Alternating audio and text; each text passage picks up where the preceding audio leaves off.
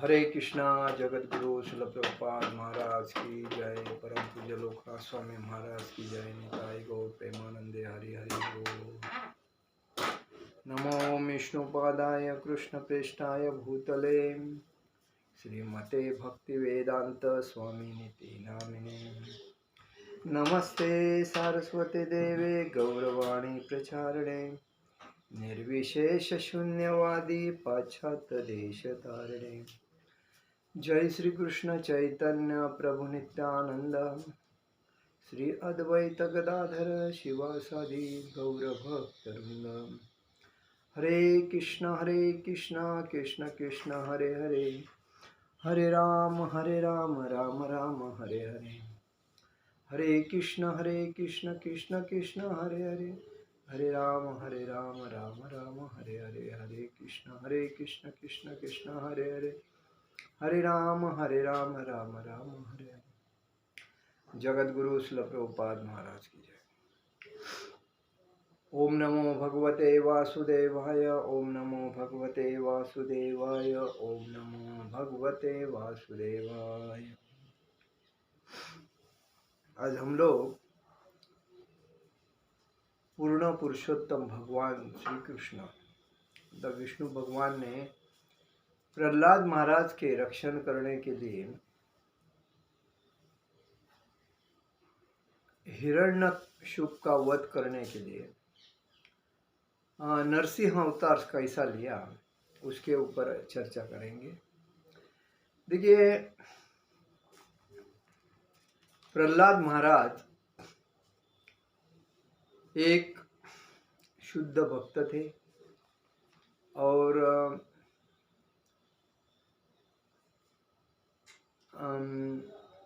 असुर घराने में, मतलब जो हिरण्यकशिपु थे वह एक असुर था और वो देवता को त्रस्त करता था। तीनों आकाश पाताल धरती पे राज्य करता था और वो देवता को भी त्रस्त करता था अपने वर्चस्व से।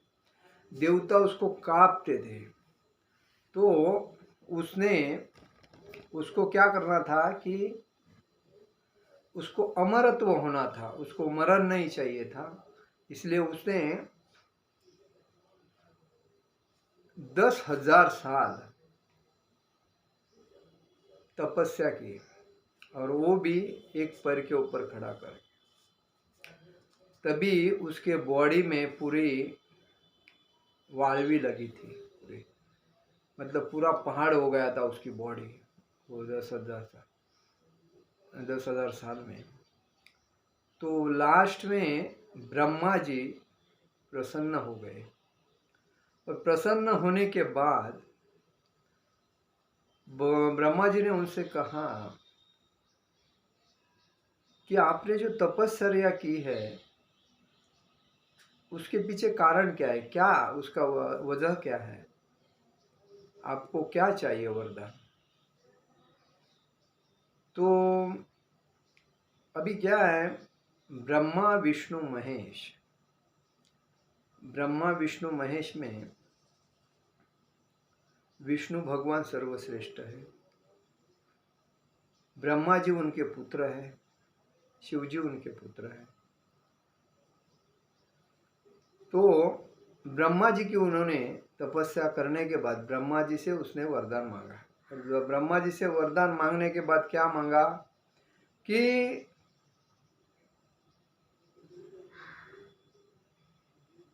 उसकी जो मतलब मृत्यु है वो किसी मनुष्य द्वारा नहीं होना चाहिए, कि किसी पशु द्वारा नहीं होना चाहिए, नहीं आसमान में होना चाहिए, नहीं धरती पे होना चाहिए, नहीं रात में होना चाहिए, नहीं दिन में होना चाहिए।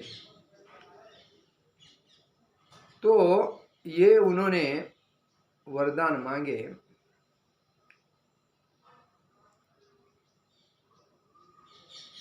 तो ब्रह्मा जी ने उनको तथास्तु बोल दिया।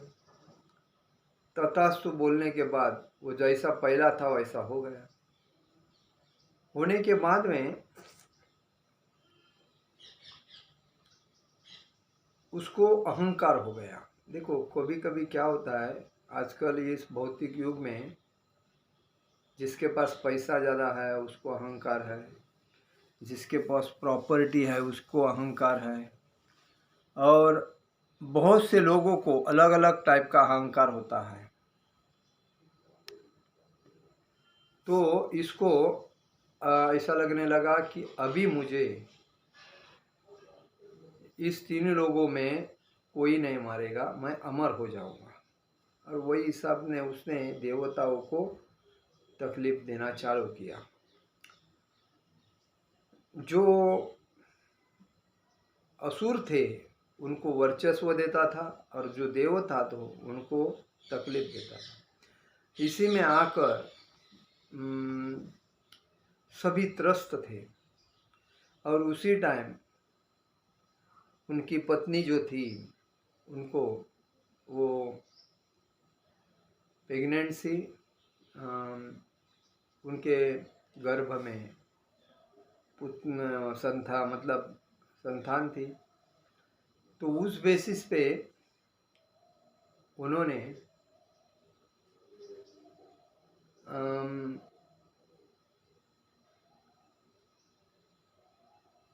राजा मतलब सबको तकलीफ दे रहे थे। और लेकिन उसके बाद में नारद मुनि, देवताओं ने यही सोचा कि यह असुर हमें इतना तकलीफ देता है, इसके पत्नी के पेट में जो पुत्र संतान है वो भी आके वो असुर ही होगी, और वो असुर होने के बाद हमें वापस तकलीफ देंगी। इसीलिए इंद्रदेव उसके पत्नी को किडनैप करके लेके जा रहे थे। तभी नारद मुनि ने उनको रोक दिया, बोला आप इनको नहीं लेके जाना। तो इंद्रदेव का और नारद का झगड़ा हुआ।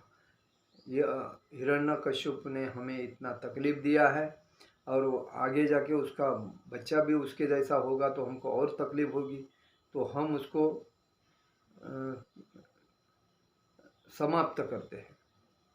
तो नारद मुनि ने इंद्रदेव से, देवताओं से कहा कि देखो उसका पिता असुर है, इसका मतलब उसका पुत्र या पुत्री असुर नहीं हो सकती। तो आपको मालूम है उनके पत्नी के जो गर्भ में जो संतान है वो भगवान का एकनिष्ठ शुद्ध भक्त है, और वो जब धरती पे आएगा तभी उससे बहुत परिवर्तन होगा। जो किसकी भक्ति करनी चाहिए, किसकी नहीं भक्ति करनी चाहिए, उसके बारे में सब बता। ये आध्यात्मिक है, बच्चा उसको लेके मत जाओ, इधर रहने। तो नारद मुनि अपने साथ उनकी पत्नी को, हिरण्यकश्यप के पत्नी को अपने साथ लेके अपने उधर गए, और वही उन्होंने रक्षा की उनकी। तभी नारद मुनि जो उनको जो कहानी कहते थे उनके पत्नी को, हिरण्यकश्यप की पत्नी को जो कहानी सुनाते थे, तो वो कहानी उनके गर्भ में जो बच्चा था वो सुन रहा था, और सुन सुन के वो ज्ञानी हो गया। ज्ञानी होने के बाद में जब उसका वो पैदा हुआ, पैदा होने के बाद वो जब छोटा जब था तभी से एक्टिव था, और उसके बाद में वो 1 साल का, 2 साल का, 3 साल का, 4 साल का होने के बाद भगवान की तरफ ही उसका ज़्यादा आकर्षण था। बोलते ना मराठी में एक कहावत है कि मुलाचे पाय पाळण्यात दिसतात। तसे मतलब बच्चा जो होता है उसके पैर जो है वो झूला रहता है, उसमें दिखते हैं कि बच्चा क्या आगे जाके होगा। तो जब उसका आकर्षण भगवान की तरफ था तो 5 साल के बाद मतलब भक्ति में आ गया। ओम नमो भगवते वासुदेवाय, ओम नमो भगवते वासुदेवाय, ऐसा अपना भक्ति में रहता था, बाकी कुछ नहीं। उसको खाने का, पीने का, सोने का ज़्यादा ये नहीं था, लेकिन भक्ति का ज़्यादा भूखा था। तो वो हिसाब से अपने पिताजी के पास भी जाता गया, तभी पिताजी के पास भी उसने अपना मंत्र चालू किया। ओम नमो भगवते वासुदेवाय, नारायण नारायण हरि हरि, नारायण नारायण हरि हरि, नारायण नारायण हरि हरि। लेकिन तो हिरण्यकशिपु क्या बोलता था कि इस संसार में मैं ही भगवान हूँ, मेरे सिवा दूसरा कोई भगवान नहीं है। ये जो विष्णु है वो भगवान नहीं है। तो पूरे संसार में उसने अपने राज्य में बोल के रखा था, विष्णु की भक्ति नहीं करना, मेरी ही भक्ति करना। तो जनता डर के मारे उसको ही भगवान मान के चलते थे। लेकिन उसका खुद का जो पुत्र था, जब उसका नामकरण हुआ तभी उसको नाम दिया प्रहलाद। जो प्रहलाद था, तो वो जब ये विष्णु की भक्ति करता था, तो उसने पिताजी को कहा कि पिताजी ने कहा देखो, विष्णु की भक्ति तुम मत करो, इस सृष्टि में मैं ही राजा हूँ और मैं ही भगवान हूँ, मेरे सिवाय कोई भगवान नहीं। तो उसने कहा पिताजी आप गलत सोच रहे हैं, भगवान जो होता है पूर्ण पुरुषोत्तम है, वो एक ही होता है, ना उनके ऊपर कोई होता है, और वही सृष्टि के दाता है। तो उनके सिवाय इस दुनिया में कोई भगवान नहीं है। तो उसको गुस्सा आता था और वो बोलता था ये बच्चा मेरा है कि दूसरे का मालूम नहीं पड़ता, ये मैं बोलता हूँ समझता नहीं, दूसरी बात मेरे को बताता है। तो उसने क्या किया, अपने राज्य में जो शिक्षा देते थे वो शिक्षक के गुरुकुल में उसको लड़के को भेजा। तो उधर जो उधर के लोग थे, उनके बच्चे उधर पढ़ते थे, उनको वही सिखा देते कि हिरण्यकश्यपु भगवान है, उसके बारे में मंत्र पढ़ाते थे। ऐसा कुछ ना कुछ चलता रहता था। और जब ये प्रहलाद उस क्लास में गया, तभी उसने देखा, अरे आप क्या पढ़ रहे हो, मेरे बाबा तो पिताजी ने, मेरे पिताजी तो भगवान है नहीं, वो तो राजा है। भगवान एक ही है, जो है विष्णु भगवान है। जिसकी हम आराधना करेंगे वही हमें तारने वाला है, वही हमें संभालने वाला है, वही हमारा सब कुछ है। तो उसका मंत्र क्या है, जय जय नारायण नारायण हरि हरि, जय जय नारायण नारायण हरि हरि, ये मंत्र है। दूसरी बात, ओम नमो भगवते वासुदेवाय, ओम नमो भगवते वासुदेवाय, ओम नमो भगवते वासुदेवाय। ये उस सभी बच्चों को उसने बताया। जब उसके सर जी आए स्कूल में, क्लास में, तभी उन्होंने देखा, अरे ये क्या पढ़ा रहा है इन बच्चों को, हमारी पूरी पढ़ाई पानी में गई, ये तो अलग ही पढ़ा रहा है। तो उन्होंने जाके हिरण्यकशिपु को कंप्लेंट किया कि आपका जो पुत्र है वो क्लास में आके बच्चों को भगवान अलग है ऐसा कह के आपके बारे में कुछ गलत ही बता रहा है।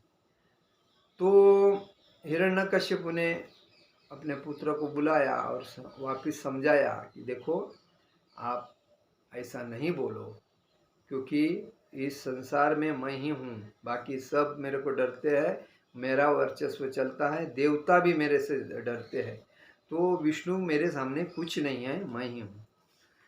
तो उस बेसिस पे लड़के ने समझाया, आप कुछ नहीं हैं, भगवान विष्णु ही हैं, जो नारायण स्वरूप है, वो हर जगह पे है, कहाँ नहीं है, आपको वो दिखता नहीं क्योंकि आप भक्ति नहीं करते।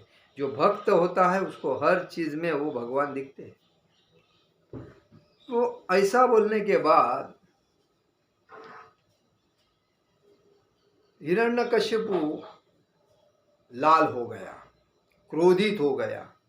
उसको लगा ये पुत्र मेरा है कि दूसरे का है मुझे पता नहीं, लेकिन मेरी बात नहीं मानता, मुझे बहुत टेंशन देता है। इसीलिए उसने अपने दूतों को, अपने जो राज्य में सेवा करने वाले जो दूत रहते उनको बोला, इसको लेके जाके पहाड़ से फेंक दो। उसको लेके जाके पहाड़ से फेंक दिया, फिर भी आनंद से रह गए। उसके बाद उसका मृत्यु नहीं हुआ। उसके बाद वापिस वो घर पे आने के बाद उसको देख के हैरान हो गया। उसके बाद उसको जो तेल था गरम उकड़, उस गरम तेल के अंदर डाल दिया। गरम तेल के अंदर डालने के बाद उधर भी उसका नहीं हुआ। उसके बाद एक जो भट्टी थी, उस भट्टी में होलिका मतलब हवन था। वो उसके बहन का नाम होलिका था।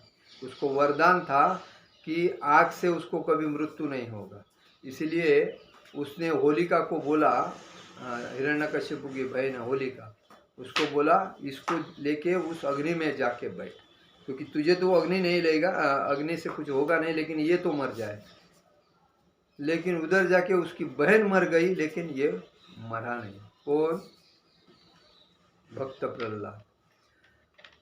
उसके बाद में अभी सब हैरान हो गए, अरे अग्नि में देने के बाद, उबलते तेल में देने के बाद भी मरा नहीं। तो हैरान होने के बाद वापिस वो दरबार में लेके आने के बाद दरबार में आया, तभी हिरण्यकश्यपु ने उसको देखा, अरे ये तो जिंदा है। तो उसको उसने बहुत डांटने के बाद उसको मारना चालू कर दिया। तो तभी उसने कहा कि तू जो बोलता है तेरा भगवान हर जगह पे है, कहाँ है इसमें, बताओ मुझे तेरा भगवान कहाँ है। विष्णु, मैं उसका नाश कर दूंगा, मैं उसको मार दूंगा। ऐसा कौन बोल रहा था? हिरण्यकश्यप। तो तेरा भगवान इधर है, तेरा भगवान इस खंबे में है, तेरा भगवान इस दीवार में है, तो इस खंबे में है तेरा भगवान। ऐसा जब बोला हिरण्यकश्यप, तभी भक्त प्रहलाद बोला, मेरा भगवान चारों तरफ है, कहाँ नहीं है। जो शुद्ध भक्त है, जो एकनिष्ठ भक्त है, जो मनपूर्वक भगवान की सेवा भक्ति करता है, उसको भगवान हर जगह पे दिखता है, हर व्यक्ति में दिखता है, हर पशु पक्षी प्राणी वनस्पति में, सब में दिखता है। जो उसकी नज़र ही भगवान को देखने दे, और वही भगवान उसकी रक्षा भी करता है जो भक्त होता है। तो तेरा भगवान इस खंबे में है। तो जब उसने बोला कि तेरा भगवान इस खंबे में है, और उस खंबे को जब उसने मारा, तो तभी भगवान ने अपना अकराल विकराल रूप लेके खंबे से बाहर आए। बाहर आके भक्त प्रहलाद को देखा, और उसके बाद पिताजी को उसके देखा, हिरण्यकश्यपु को देखा, और उसको पकड़ के लेके आए और अपने दरवाजे पे, क्योंकि उन्होंने बोला था ना ऊपर ना नीचे, ना धरती पे, ना आसमान में, ना मतलब ये जो वरदान दिया था उनको, ना मनुष्य से जाएगा, मारा जाएगा, ना पशु से। तो उन्होंने हिरण्यकश्यपु अपने ऊपर से सिंह का रूप और नीचे से मनुष्य का रूप लेके चतुर दंड में खंबे से बाहर आए, और हिरण्यकश्यपु को पकड़ के बरोबर दरवाजे के बीच में वो ऐसे दो पैर पे बैठ के हिरण्यकश्यपु को अपने पैर पे लेके उसका अपने नाखून जो थे, उस नाखून से पेट फाड़ दिया, क्योंकि उनके नाखून इतने बड़े थे, क्योंकि सिंह का रूप था ऊपर और नीचे मनुष्य का था। तो ना मनुष्य मार सकता है, ना प्राणी मार सकता है, ना आकाश में, ना धरती पे, ना दिन में, ना रात में, ये जो वरदान थे, तो इसी वजह से भगवान ने ये रूप लेके उसको मार दिया। उसके बाद में उसका जो रूप देखने के बाद सब देवता वगैरह सब उधर जमा हो गए। सब देवता, लक्ष्मी माता डर गई, भक्त प्रहलाद शांत खड़े थे और उनका नामस्मरण चालू था। और हिरण्यकश्यप को मारने के बाद जब उनका रुद्र रूप देखने के बाद सब डर गए, तो अभी इनको कौन शांत करेगा। तो इसके बाद में सब देवता ने लक्ष्मी को बोला, आप जाइए शांत कीजिए, मेरे से शांत नहीं होंगे, उनका रूप देखो क्या है। तो वो नहीं गई। उसके बाद में भगवान सब देवता ने हिरण्यकश्यप के पुत्र प्रहलाद महाराज को बोला कि भक्तवत्सल प्रहलाद, आप जाके भगवान को शांत कीजिए, क्योंकि वो शांत होंगे तभी तो हम कुछ। तो भक्त प्रहलाद उनके सामने खड़ा होने के बाद आहिस्ता उनके पास जाके मिला। तभी भक्त प्रहलाद को ऐसा नज़दीक करने के बाद अपने पैर के ऊपर बिठाया और बिठाने के बाद भगवान ने जो अपनी जीभ थी उस जीभ से उसको चाट लिया। ऐसा मतलब भक्त प्रहलाद के ऊपर इतना प्रसन्न थे भगवान कि भक्त प्रहलाद एक शुद्ध भक्त और मूर्तिमान उदाहरण है उनका। हमें भक्त प्रहलाद के गुण आत्मसात करना चाहिए, क्योंकि हम क्या करते हैं भक्ति के नाम पे, हमारी इंजॉयमेंट करते हैं ना, तो वो गलत है। तो उसके बाद में भक्त प्रहलाद को लेके उन्होंने जीभ से चाट लिया और उसके अपने जो नाखून के हाथ से उनके बदन पे घुमाया और थोड़ा आहिस्ता आहिस्ता शांत हो गए। शांत होने के बाद सभी देवता उनके आगे चरण छू लिए वगैरह। और ऐसा हिरण्यकश्यपु का जो ये हुआ, हिरण्यकश्यपु का अवतार समाप्त हुआ और भगवान नरसिंह देव भगवान प्रकट ऐसे हुए थे। तो उसी वजह से उनका जो ये प्राकट्य दिवस है, तो हर जगह पे नरसिंह चतुर्थी, नरसिंह जयंती, नरसिंह प्रकट दिन ऐसे ही में मनाया जाता है। तो ये भगवान विष्णु भगवान के 5वें अवतार है नरसिंह भगवान। और ये भक्त वत्सल है, भक्त वत्सल प्रहलाद महाराज जो है, उन्होंने पूरे अपनी जो ये भक्ति की जो शिक्षा दी है, तो नवीन पीढ़ी को ये शिक्षा की आत्मसात करना जरूरी है। हम लोग एक पैसे के पीछे बढ़ते हैं, प्रॉपर्टी के पीछे बढ़ते हैं, जॉब, प्रतिष्ठा, पद, संपत्ति, बच्चे का शिक्षण, बच्चे की पढ़ाई, और ये सब फालतू चीज़ है, ये कुछ काम की नहीं है।